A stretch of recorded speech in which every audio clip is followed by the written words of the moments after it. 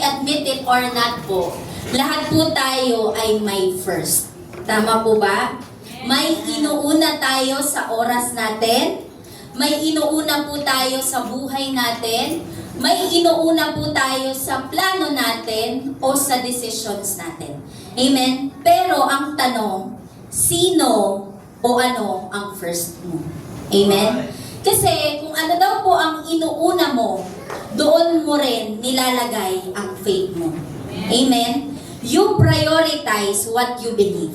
Amen? Tama po ba? For example, diba, pag inuna mo yung pag-aaral mo, naniniwala ka na doon ka magiging tagumpay, doon ka magiging successful. Amen? Kapag inuna mo naman yung relationship mo, naniniwala ka naman na, baka doon maging buo ako. So, hindi naman po masama. Tama po ba ang mga bagay na binanggit ko kanina? Pero, ang tanong lang, sila ba dapat ang mauna? Amen? Sila ba dapat ang una? Dahil, hindi naman po lahat ng inuuna natin ay masama. Pero, hindi lahat ng inuuna natin ay pleasing sa Diyos. Amen? Madalas, daw ang pinag-uusapan natin na kapag inuna mo si Lord, ganito mangyayari sa buhay mo, ganito. Pero ngayon, po natin, contrary. Papaano naman kapag hindi mo inuna si Lord? Amen? So, ang title po ng pag-uusapan natin ngayon is, When the Lord is not your first. Amen? When the Lord is not your first. Paano nga ba ang buhay na hindi si Lord ang first? Amen? Kasi madalas sinasabi natin, okay lang yan, hindi naman mahalaga kung ano ang posisyon ni Lord sa buhay ko. Basta part si Lord ng life ko. Pero hindi pala dapat yun. God doesn't just want to be part of our life, but God wants to be the first of our life. Amen? First, dapat pala una si Lord. So now, let's study po yung Genesis chapter 4 and verse 1 to 15. So ano ba ang buhay na kapag hindi muna si Lord? Amen? Two characters in the Bible na very known sa ating lahat. Si Cain at si na anak ni Eva at Adan. And one of the reason po kung bakit hindi po inaccept ni Lord yung offering ni Cain, it's not simply dahil sa dinala niya, but because of the condition of his heart. Na hinayaan natin, sabi ni Lord, it desires to have you. Gustong kang lapain nito. But. Kaya lagi po nating papakinggan yung but. You must master it. Amen? Pwede pala na ikaw ang mag-master dyan sa kasalanan na yan. At kapag hinayaan po natin na yun ang mag-rule sa buhay natin, eventually it will ruin us. Amen? Guguluhin nito yung buhay natin. So what you don't surrender today will eventually destroy you tomorrow. Amen? Kapag hindi natin ibinigay yung inggit, yung galit sa puso natin, eventually it will destroy us tomorrow. Amen? And number 3, your life will never be in order. Amen? Your life will never be in order. In verse 8, now Cain said to his brother Abel, they were in the field, Cain attacked his brother Abel and killed him. Pinatay niya si Cain. And after the offering po, yung emotions niya, distorted na. Amen? And yung wrong position ni God sa buhay niya ay nagresulta ng corrupted heart. At yung corrupted heart ay nagresulta ng maling action niya. So our life will never be in order kapag hindi si Lord ang first. Magulo ang buhay na kapag si Lord ay hindi una. Next thing na ginawa niya ay pinatay niya ang kapatid niya. And anong nangyari next? Verse 9. At tinanong ni Lord si Cain, asan yung kapatid mo? Wala na, no? Distorted na yung pag-iisip niya. Magulo na. Nawalan na siya even compassion mismo sa kapatid niya. Amen? Hindi na nakaramdam ng guilt. At yun po ang nagagawa ng kasalanan sa buhay natin. Tinatanggal yung guilt. And the next thing na mangyayari is our life will never be in order. Kapag hindi si Lord pala ang una sa pwesto ng buhay po natin, tingin po kayo sa akin, your life will never be in order. Amen. Amen? Mali na ang iisipin mo, mali na ang magiging emotions mo, mali na ang mga decisions mo, mali na ang lalabas sa bibig mo, at mali na ang mga susunod na gagawin mo. Amen. Amen? At kapag disorder pala ang relationship mo kay Lord, disorder din ang relationship mo sa ibang tao. Ang hindi si Lord ang una, lahat ng iba sa buhay natin, out of order na. Wala na sa kaayusan. For example, no? Magugulat tayo na kapag inuna natin yung trabaho natin. Kapag first, ang career natin, you ended exhausted. Pagod ka pero walang purpose. Amen. Amen? Kapag hindi naman po sinasabi na iwanan mo family mo, hindi naman sinasabi ni Lord na iwanan mo yung career mo. Ang sinasabi niya, dapat una siya sa listahan. Amen. And must be first in your family. Amen? In your relationship. Amen. Si Lord po, God is a God of order. Pero, yung order na yun begins when God is first. Amen? Nagiging maayos lang ang mga susunod na priority natin kapag una si Lord sa listahan natin. Amen? Amen.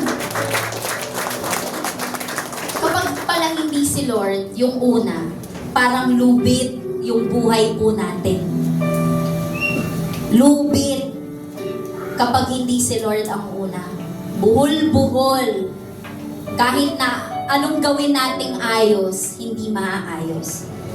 Imagine no, yung buhol na charger minsan, o kaya naman sa sinulit, kahit na anong gawin mong ayos, di maayos-ayos. Ganun din pala ang buhay natin kapag hindi si Lord ang first. Ang gulo, buhol-buhol.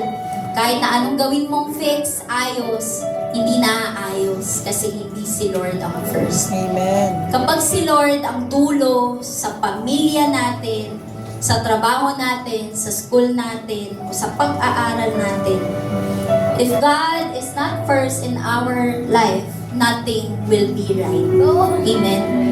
Walang magiging tama sa buhay natin. Kapag hindi si Lord ang first, ang gulo-gulo. Pero pag si Lord ang una, unti-unti naayos yung number 2 priority mo, yung number 3 priority mo, yung number 4 priority mo, unti-unti naayos. Magugulat ka, yung pamilya mo dati, ganito. Ikaw mismo, yung buhay mo, nung inuna mo si Lord, unti-unti naayos yung buhay mo. Amen. Kaya nga ang prayer ko kanina, di ba, na Lord, ma-appreciate namin nung inuna ka namin, doon na ayos ang buhay namin. Amen? Ma-appreciate po natin na buti na lang pala inuna ko si Lord. Pero, sana, until the end of our year, our life, sana una pa rin si Lord. Amen? Kapag in verse 12 po, no, sabi doon, ito po yung punishment ni Cain dahil sa ginawa niya. In verse 12, kahit magtanim ka pa, ang lupa ay hindi na magbibigay sa iyo ng ani. Ang papagala-gala ka kahit saan. So, yung mismong source po ni Cain ay nawala mismo sa kanya. Verse 12, kahit magtanim ka pa, ang lupa ay hindi na magbibigay sa iyo ng ani. Kapag pala hindi una si Lord, kahit dun sa pinakamagaling ka pa, o craft na meron ka, it will not be fruitful anymore. Amen. Kahit magtanim ka, kahit magpagod ka, it will not be fruitful. Sabi doon, magpapagala-gala ka kahit saan. Wanderer ka na lang. ng mundong ito. Hirap nun, no? Yun yung punishment sa kanya, na buhay ka nga, pero wala nang buhay. Hindi wala nang tunay na buhay. Existing ka nga, pero hindi ka na living. Amen? Ang hirap ng buhay na yon. And in verse 13, sabi niya, punishment is more than I can bear. Mahirap to. And in verse 14, today you are driving me from the land. Hirap naman nitong punishment na to. And I will be hidden from your presence. Minsan, ang tunay na punishment, alam mo, pinakamasakit na punishment is yung buhay outside the presence of God. Amen? Yun po yung pinakamatinding punishment na pwede nating maranasan. Hindi kamatayan. Amen? Hindi yung inalis ka dun sa land. Pero ang pinakamatinding punishment po natin is yung separation natin sa presensya ng Panginoon. Yun po yung mahirap. Kasi kapag wala ka sa poder ni Lord, walang peace. Kapag wala ka sa poder ni Lord, wala kang direction yung buhay mo.